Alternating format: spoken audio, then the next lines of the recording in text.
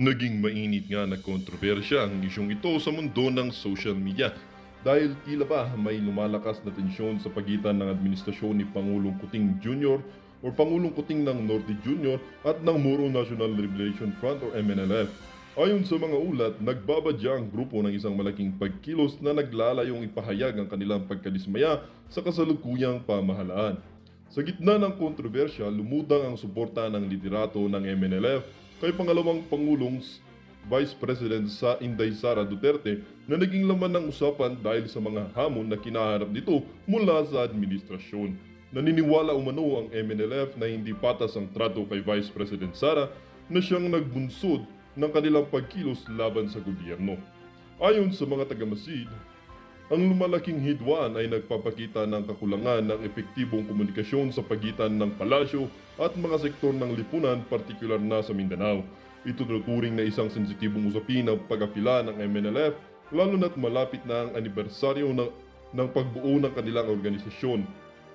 Bagamat walang malinaw na aksyon ang inilabas ng palasyo hinggil dito, patuloy na binabantayan ng militar ang mga hensyang pagsiguridad ang posibleng akbang ng grupo. Nilalayon ng pamahalaan na mapanatili ang kaayusan habang umaasa sa dialogo upang maiwasan ang mas malawakang kaguluhan. Ang isyu ay nanatiling masalimuot ngunit malinaw na patuloy na susubukan ng MNLF na gamitin ang kanilang impluensya upang ipaglaban ang kanilang adhikain habang nakasalalay sa pamahalaan ang pagbibigay ng solusyon at umiikting na tensyon. Well, para nga sa kabuang detalye at impormasyon ay panoorin nyo na lamang ang buong video. At huwag din kakalimutang mag-subscribe lalong-lalo na kapag bago ka pa lamang sa ating channel. Muli po mga kaibigan, maraming salamat po. Ito na po ang video, panoorin po natin. Maraming salamat and God bless.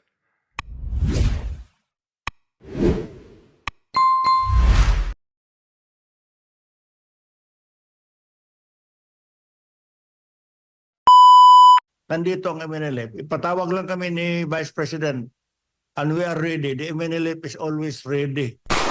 Dapat hindi nila ginawa kay Vice President Inday yan. Very obvious talaga.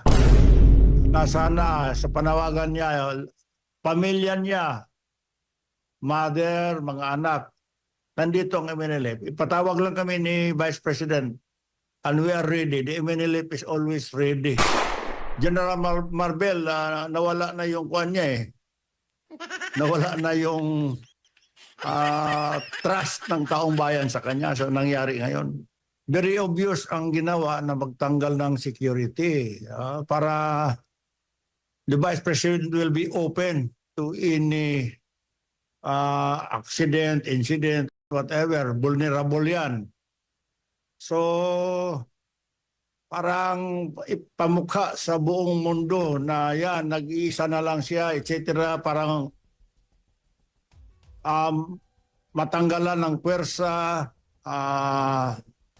talagang vulnerable siya. So it is a violation yan. Pagdating po sa usaping seguridad, ang pangalawang Pangulo po ba ay nakikita ninyo, ma-assess nyo ba na walang banta laban sa kanya? Very obvious. Sa tingin ko lang sa lahat ng nakikinig, Assalamualaikum warahmatullahi ta'ala wabarakatuh. Very obvious ang ginawa na magtanggal ng security para the Vice President will be open to any accident, incident, whatever. Vulnerable yan. So, parang ipamukha sa buong mundo na yan, nag-iisa na lang siya, etc. Parang matanggalan ng pwersa, talagang vulnerable siya. So it is a violation yan. Gaano namang kahalaga na yung mananatili sa kanya na security ay meron siyang trust and confidence. Kasi napansin niya, yung pawang mga tinanggal sa kanya, yung matatagal na rin sa kanya, galing sa Mindanao, yun pa yung mga nilipat dito. Tapos yung mga meron namang ibinigay doon, na yung mga natitira, pero hindi siya yung pumili. Gaano kahalaga na meron kang trust and confidence sa yung nakapaligid sa iyo? Number one, pinakamahalaga talaga na yung security mo, trusted mo talaga yan. Mahirap maglagay ng security na wala kang tiwala. So, hindi ka mapalagay talaga dyan. O, deliberate yan na gano'n ang ginawa para ma-demoralize ang ating Vice President, the second highest office of the land. Dapat hindi nila ginawa kay Vice President Inday yan. Very obvious talaga. Opo, at si Senador Ronald Bato de la Rosa nag-post po na kumbaga nanawagan sa lahat ng mga nasa o galing ba sa security sector o marunong ng armed combat na willing, no, bayanihan para sa pagbibigay ng seguridad dito kay Vice President Inday Sara. Sinigundahan naman ito ni Senador Robin Hood Padilla at ni Senador Bongo, at nakita ko rin po sa post ninyo na handa rin kayo na magbigay ng seguridad po sa pangalawang Pangulo.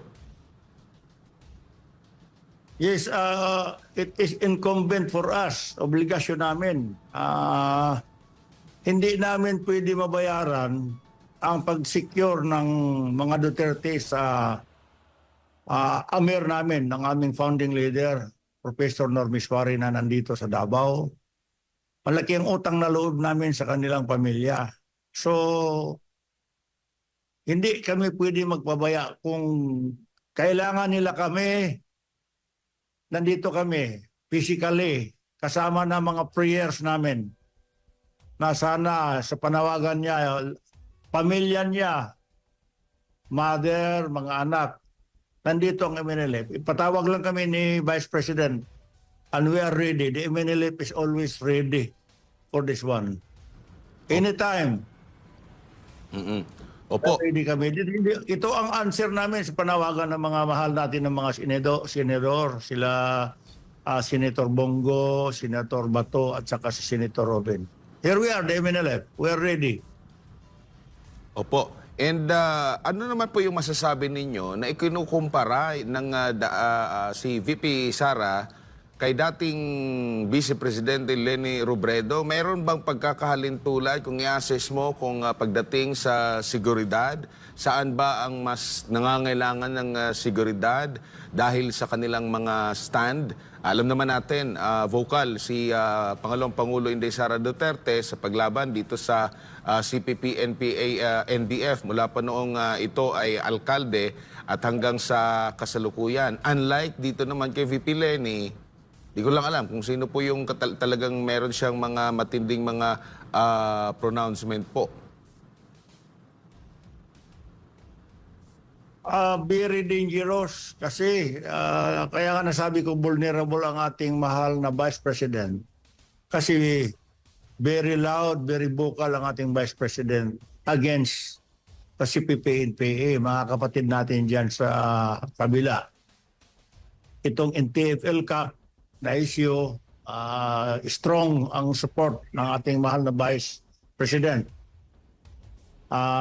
Kaya siguro deliberate na tinanggalan ng security para ayan na, ambusin nyo na yan. So, kasi threat siya, hindi politically, threat talaga siya. As sabi according to the Vice President, obvious naman, wala namang iba, designated survivor yan. Whether we like it or not, she will be the next president. Kung talagang magkaroon ng patas na eleksyon. Kaya parang desperado na. O wala nang security yan. She is open. So, deliberate yan. Pero nandito naman tayo. O kaya, ito, samantalahin ko na ito. Panawagan, calling all Mindanaoans, especially in Davao City, let's all unite for justice and restore confidence sa ating mga kapulisan, sa police force. Let's all unite, and kailangan natin suportahan ang ating mahal na Vice Presidente At sa hanay naman ng mga kapulisan, kung kailangan ninyo ang support namin, we will support na maayos natin ito sa anumang bagay. Siguro I will rather recommend, marami namang pwedeng maging chief PNP dyan na may alam ng batas, na may background ng law. Dapat the organization of the Philippine National Police maghanap ng magaling, may alam sa batas ang maging chief PNP. Si General Marbel, nawala na yung kuwan niya eh. Nawala na yung trust ng taong bayan sa kanya sa nangyari ngayon. Nagpapasalamat po ako sa inyong suporta sa akin at nagpapasalamat po ako sa pagprotekta nyo. Unang-una po kay Yusek Zulaika Lopez at sa lahat po ng mga personnel ng Office of the Vice President. Lalong-lalo na po bukas dahil meron na naman pong hearing doon sa House of Representatives na ang Committee on Good Governance. Nagpapasalamat din po ang pamilya ni Yusek Laika Lopez, lalong-lalo na ang kanyang ina na si Nina Tanglao, sa inyong tulong sa kanyang anak, sa inyong pagbabantay sa kanya. Alam po natin, malaki po yung trauma na pinagdadaanan niya ngayon. Minsan po nakakahawa dahil po sa harassment and threat to her life. Alam ko po, busy po kayo lahat. Lahat kayo kailangan maghanap buhay dahil mahirap ang buhay ngayon. Pero nandyan kayo para magpakita at magbigay ng suporta sa akin at sa opisina ng Vice President. Gusto ko lang ipaalala sa ating mga kababayan na ayaw natin ng kaguluhan. Na tayo ay may karapatan sa peaceful assembly at tayo ay may karapatan na magsalita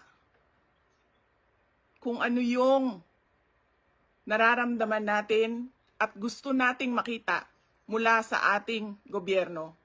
Ang gusto natin makita ay genuine public service.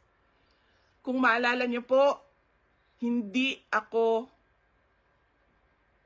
sumama o sumali kahit sa anumang panawagan ng pagtanggal sa Pangulong Marcos sa kanyang pwesto.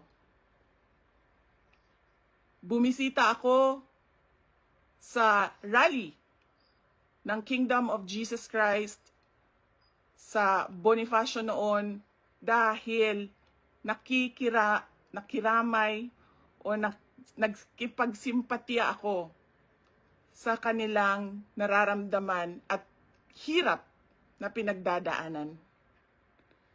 Ang lagi kong panawagan sa taong bayan ay hingin, idemanda sa gobyerno na ibigay nila ang serbisyo na karapat-dapat para sa mga Pilipino. Simulan na natin sa mga campaign promises. Dapat po, pag ang politiko ay nag-promise na magbibigay ng 20 pesos per kilo na bigas, dapat ay tinutupad yon dahil binoto ka ng mga tao base sa mga sinabi mo, base sa mga kampanya mo. Kaya dapat binibigay yan lahat. Kung ano man ang sinabi ng isang tao, ng isang politiko, ng isang kandidato sa entablado, dapat nakikita yan ng taong bayan. At higit pa, dapat ang nakikita natin. Hindi tayo dapat naghihirap, hindi tayo dapat pinapahirapan, kundi dapat nagpapakitang gilas ang ating gobyerno na sila ang pinakamagaling pagdating sa hustisya at karapatan ng mga mamamayan at kabutihan, kaunlaran at peace, kalinaw, kapayapaan sa bayan. Ulitin ko, dapat hinihingi natin sa ating pamahalaan ang karapat-dapat para sa isang maunlad at mapayapang lipunan. Mga kababayan, nararamdaman ko kung ano yung matagal nyo nang nararamdaman. Sinubukan ko na magtrabaho ng maayos sa Department of Education dahil yun naman ang aking pangako sa inyo. Ginamit ko ang pangalan ko, Sara Duterte, Inday Sara Duterte. Sabi ko sa inyo, trabaho, edukasyon, mapayapang pamumuhay. Pero anong nangyari? Binastos ang budget, ang Department of Education. Hindi ko na kailangan magbigay ng ebidensya. Nakikita nyo sa General Appropriations Act, simula sa NEP, papunta sa GAB, papunta sa BICAM, papunta sa batas. Nakikita natin yon. Dapat hinihingi natin na matino ang mga namumuno sa atin. Sinabi nila, ako daw ay krung-krung. Ako daw ay baliw. Ako daw ay wala sa tamang pag-iisip. Ano bang sabi ko sa inyong lahat? Psychological test, kahit ano yan, neuropsychiatric test, kahit anong pang test yan. Gagawin ko yan. Dagdagan ko pa ng drug test.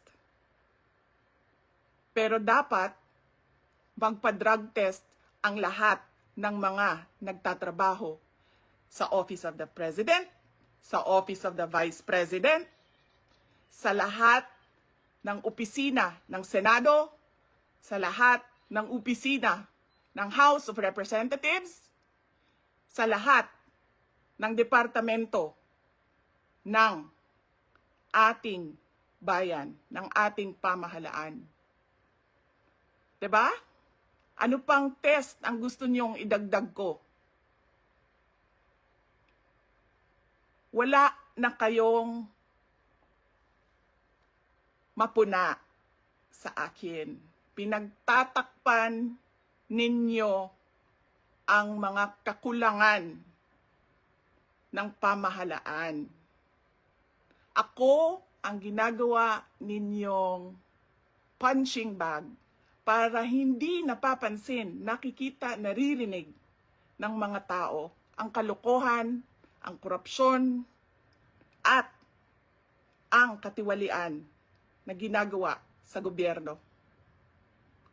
Magpa-drug test tayong lahat sa harap ng taong bayan. Dalawa lang yan, mga kababayan. Ibigay namin ang mga pangako namin sa inyo noong nangangampanya kami. At papakita namin sa inyo na matino kami. Magpapadrug test kaming lahat. Simulan namin sa Office of the Vice President.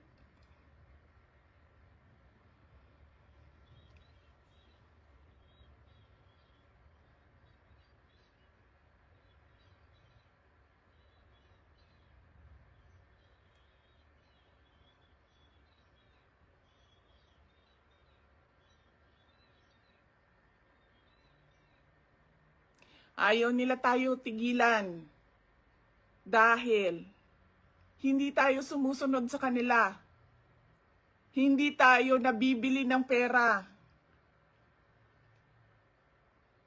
Ano pa ba ang kailangan ng isang taong sanay na sa hirap na wala na siyang ibang alam kundi ang maging mahirap dahil hindi niya nakikita ang hustisya mula sa gobyerno? Mabibili mo pa ba yan? Hindi na. Dahil ang tao sanay sa hirap. At mali yun. Mali yun. Na ang taong bayan ay naghihirap.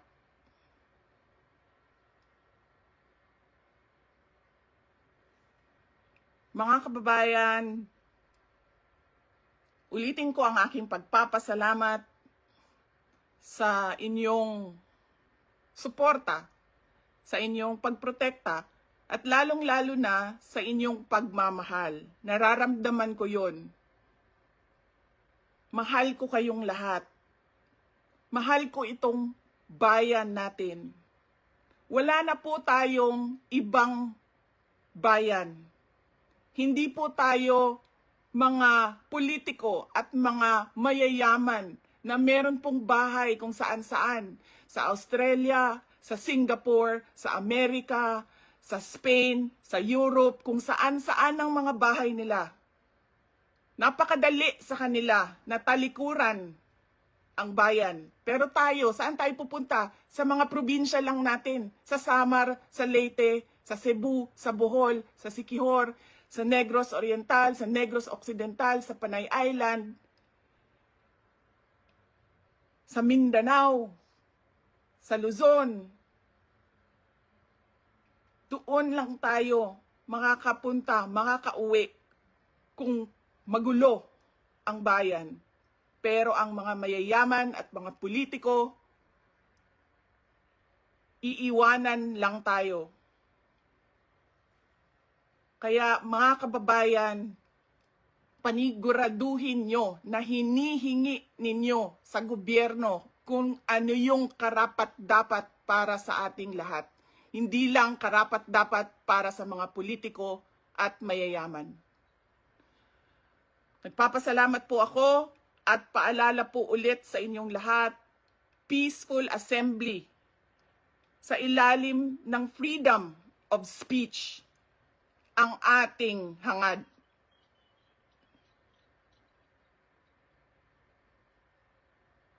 Maraming salamat po. Magandang gabi sa inyong lahat.